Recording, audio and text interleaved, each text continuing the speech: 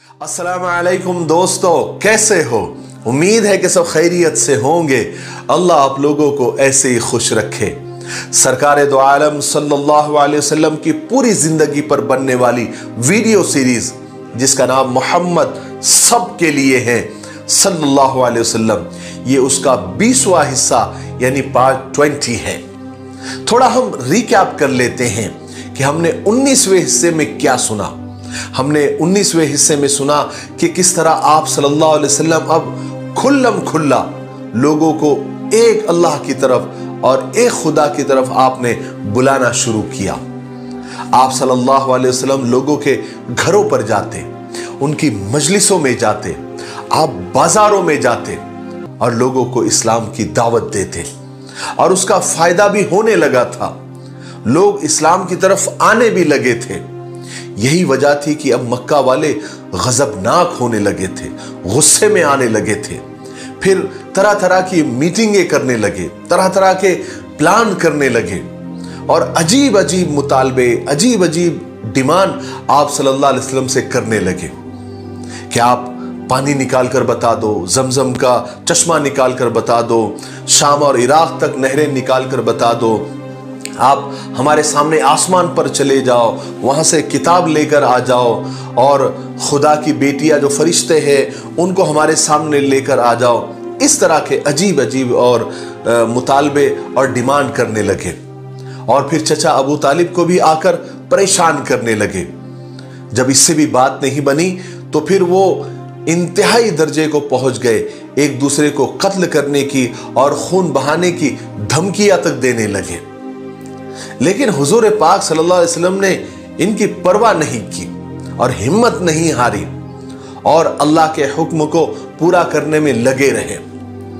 लेकिन जब मक्का वालों ने देखा कि अब उनकी दाल किसी भी तरीके से गल नहीं रही है तो उन्होंने एक मीटिंग और ली और एक बड़ा ही बेहुदा और बचकाना और अहमकाना फैसला किया।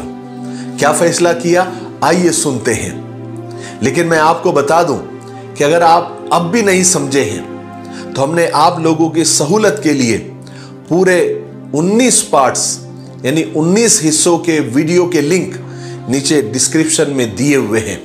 आप वहां जाकर पूरे सीरीज के वीडियोस को आप एक एक करके देख सकते हैं, शेयर कर सकते हैं। ठीक है, चलिए अब आगे सुनते हैं। मक्का वालों ने जो बेहुदा, बचकाना और बेढंगा फैसला किया था वो क्या था, आप सुनकर हैरान हो जाएंगे। वो फैसला ये था कि मक्का के कुछ बड़े बड़े सरदार अबू तालिब के पास गए और अपने साथ एक खूबसूरत और हसीन नौजवान साथ लेकर गए। उस नौजवान का नाम अम्मारा बिन वलीद बिन मुगीरा था। ये हजरत खालिद सैफुल्लाह रज़ी अल्लाह तआला का भाई था। वो लोग अबू तालिब के पास पहुंचे और पहुंचकर उन लोगों ने कहा कि अबू तालिब, ये जो नौजवान हमारे साथ नजर आ रहा है ना, ये अम्मारा बिन वलीद है, कुरैश का सबसे खूबसूरत हैंडसम नौजवान है। ये तुम्हारे लिए है, तुम्हारे हवाले है। तुम इस लड़के को अपना बेटा बना लो, उसकी जहानत और उसके दिमाग से काम लो। ये तुम्हारे हर काम में मदद करेगा, तुम्हारा मददगार साबित होगा और इसके बदले में अपने भतीजे मोहम्मद को हमारे हवाले कर दो, जिसने तुम्हारे और हमारे बाप दादा के दीन को छोड़ दिया है, जिसने हमारे सब खानदान में फूट डाल दी है। हम मोहम्मद को कत्ल कर देंगे और उसके बदले में ये नौजवान हम आपको देते हैं। मक्का के सरदारों की ये बातें सुनकर चचा अबू तालिब की आंखें फटी की फटी रह गई।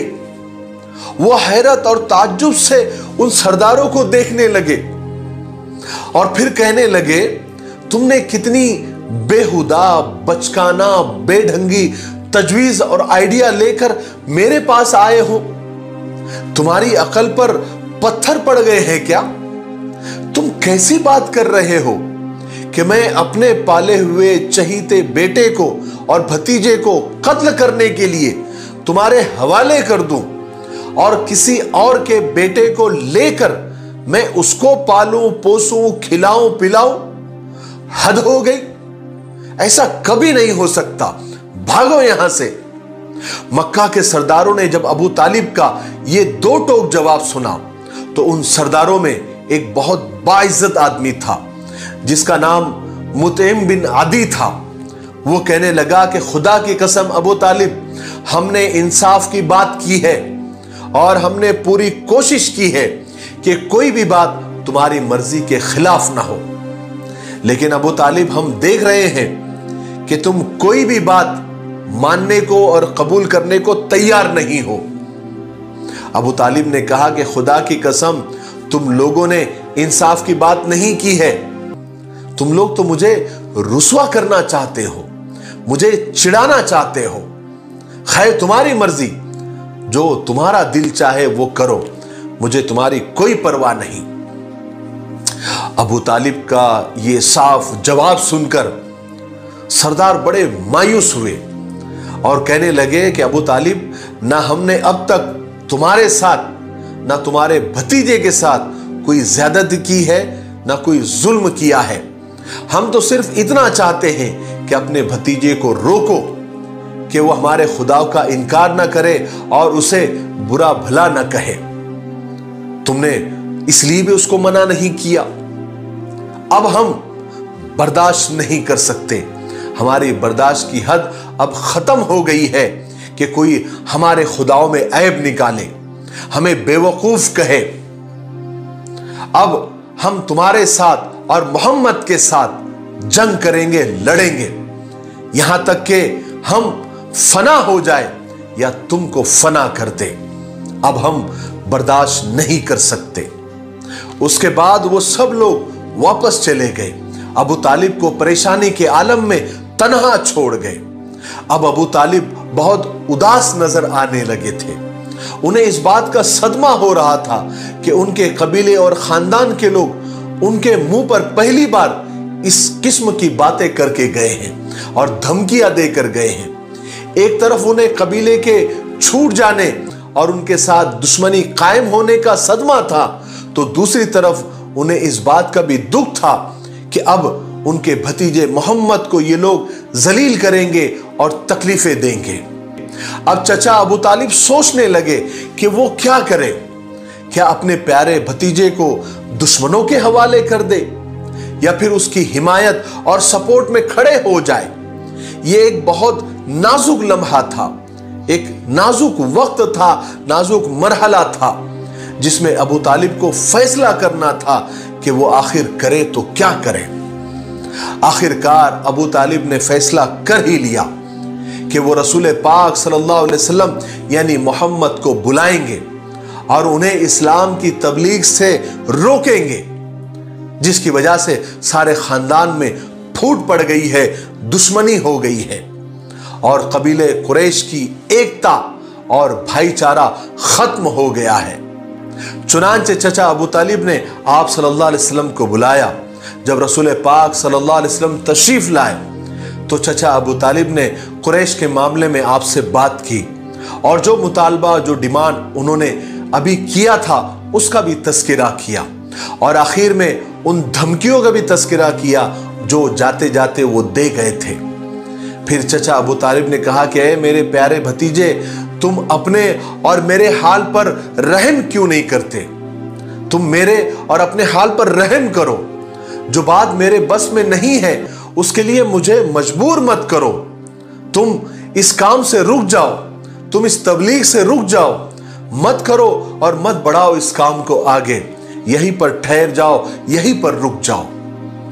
अपने प्यारे और शफीक चचा की जबान से जब हुजूर पाक सल्लल्लाहु अलैहि वसल्लम ने ऐसी बातें सुनी तो आप तो हैरान हो गए, क्योंकि सारा कबीला और सारी बिरादरी आपकी मुखालिफत कर रही थी, आपके अगेंस्ट थी, लेकिन एक ही थे चचा अबू तालिब जिन्होंने कभी आपको इस्लाम की तबलीग से नहीं रोका था।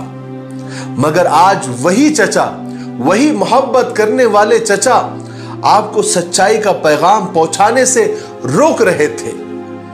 चचा की इस अचानक बात पर आप सल्लल्लाहु अलैहि वसल्लम को हैरत भी हुई और सदमा भी हो रहा था, क्योंकि एक चचा ही थे जो आपको जान से ज्यादा अजीज समझते थे और हर मौके पर आपकी मदद के लिए और हिमायत के लिए खड़े होते थे। उस वक्त रसूलुल्लाह सल्लल्लाहु अलैहि वसल्लम के सामने एक तरफ अपने शफीक और मोहब्बत करने वाले चचा की दरखास्त थी, तो दूसरी तरफ अल्लाह का हुक्म था। चुनांचे हुजूर पाक सल्लल्लाहु अलैहि वसल्लम ने अपने खुदा के मुताबिक फैसला किया और अपने लिए वही बात पसंद की जो अल्लाह पसंद करता था। आपने जबरदस्त कुव्वत और भरोसे के साथ अपने चचा से कहा कि ऐ मेरे प्यारे चचा, मेरे दाएं हाथ में सूरज और बाएं हाथ में चांद भी कोई लाकर रख दे और मुझसे ये रास्ता छोड़ने के लिए कहे तो मैं नहीं छोड़ूंगा, यहां तक कि मैं कामयाब हो जाऊं या फिर खत्म हो जाऊं।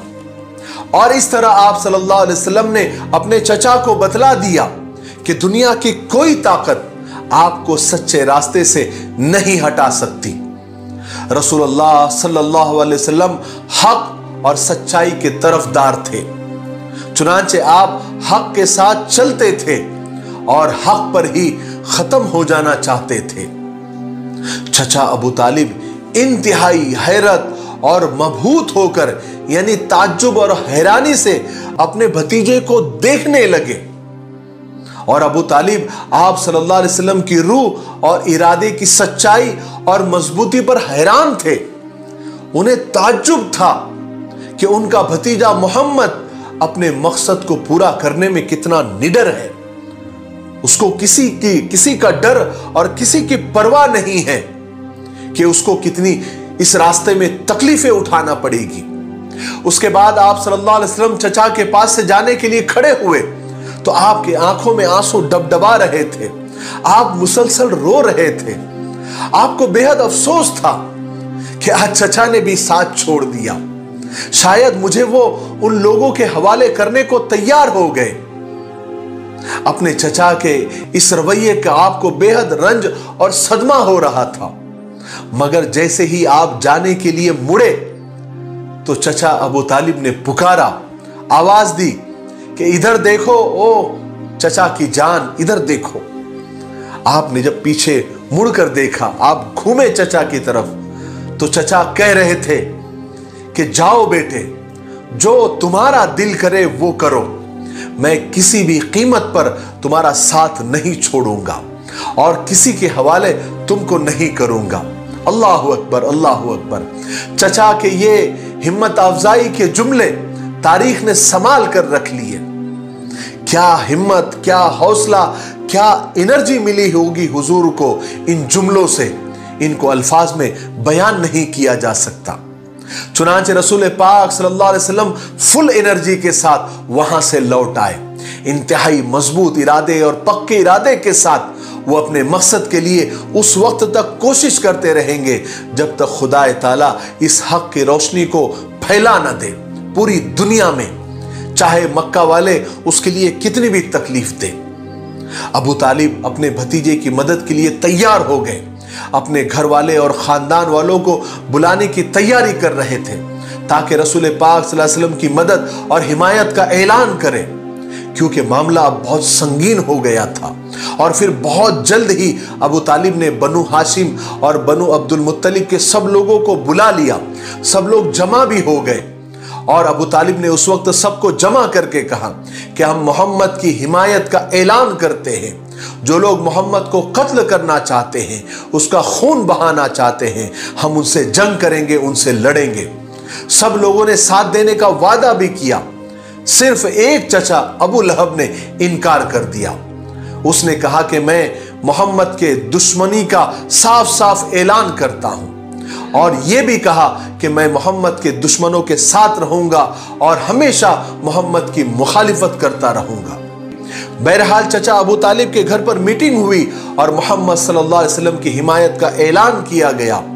और उधर कुरैश के बच्चे बच्चे ने इस बात का अहद लिया और कसम खाई कि हम हर तरीके से मोहम्मद के साथ जंग करेंगे और उसके दीन, उसके पैगाम को कुचल देंगे और जो भी शख्स मोहम्मद का साथ देगा उसके दीन में दाखिल होगा, उसको चाहे धोखे से हो, फरेब से हो, बेदर्दी से हो, हम कत्ल कर देंगे, उसका नाम निशान मिटा देंगे। आज के लिए इतना काफी है, इसलिए आज हम यहीं पर रुकते हैं क्योंकि वीडियो ज्यादा लंबा हो रहा है।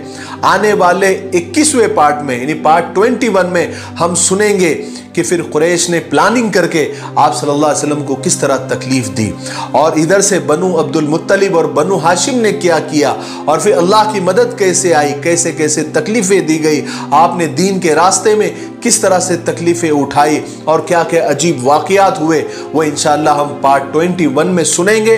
इसलिए तब तक इंतज़ार करें और आप अपने वादे पर कायम रहें, ज़्यादा से ज़्यादा इन वीडियोस को शेयर करें और इस वीडियो पर ज़्यादा से ज़्यादा आप कमेंट करें। मैं आपके कमेंट का इंतज़ार कर रहा हूँ, ठीक है। मेरे लिए, पूरी उम्मत के लिए और पूरी इंसानियत के लिए खैर और भलाई की दुआ करते रहे। अस्सलामु अलैकुम व रहमतुल्लाहि व बरकातुहू।